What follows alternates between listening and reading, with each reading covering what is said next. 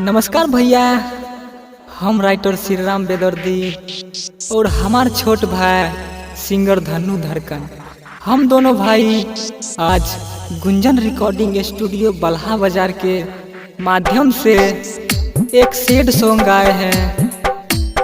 आप लोग से आग्रह है कि भैया अभी तक आप लोग गुंजन रिकॉर्डिंग स्टूडियो बल्हा बाजार के चैनल को सब्सक्राइब नहीं किए हैं तो प्लीज़ भैया आप लोग चैनल को सब्सक्राइब करें और बगल में जो घंटा है उसको दबा के टनटना दीजिए।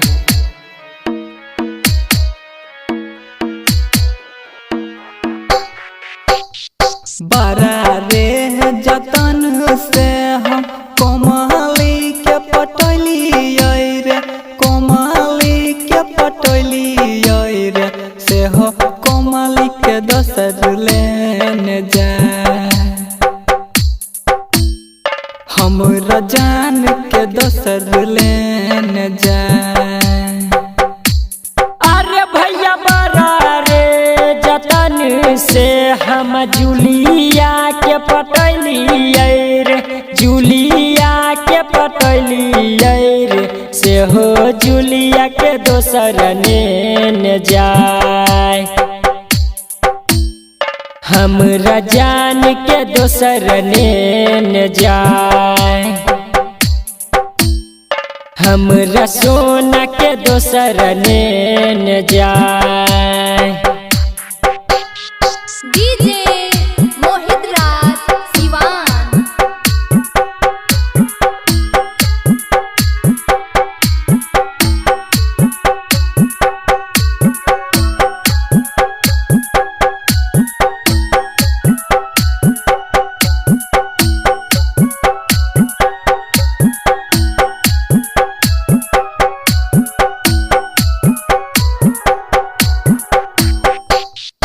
मीठी मीठी बोली से हम ओकरा मनैली रे, दिल में बसैली रे, मीठी बोली के गेलै सब भुला, हमर जान गेलै भुला, हमर सोना गेलै भुला।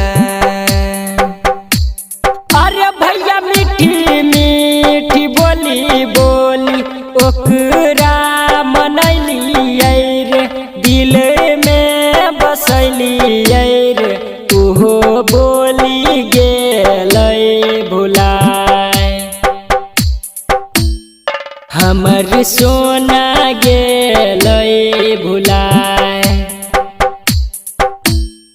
हमर जानू गेलै भुलाए। डीजे मोहित राज सिवान।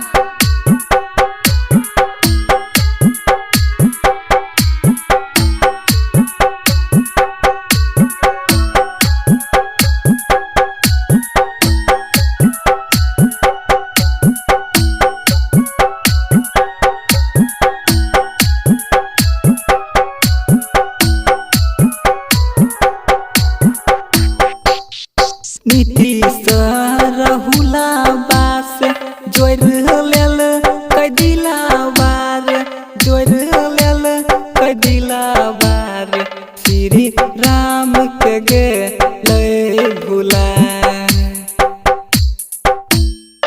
हमर जान गेलै भुला,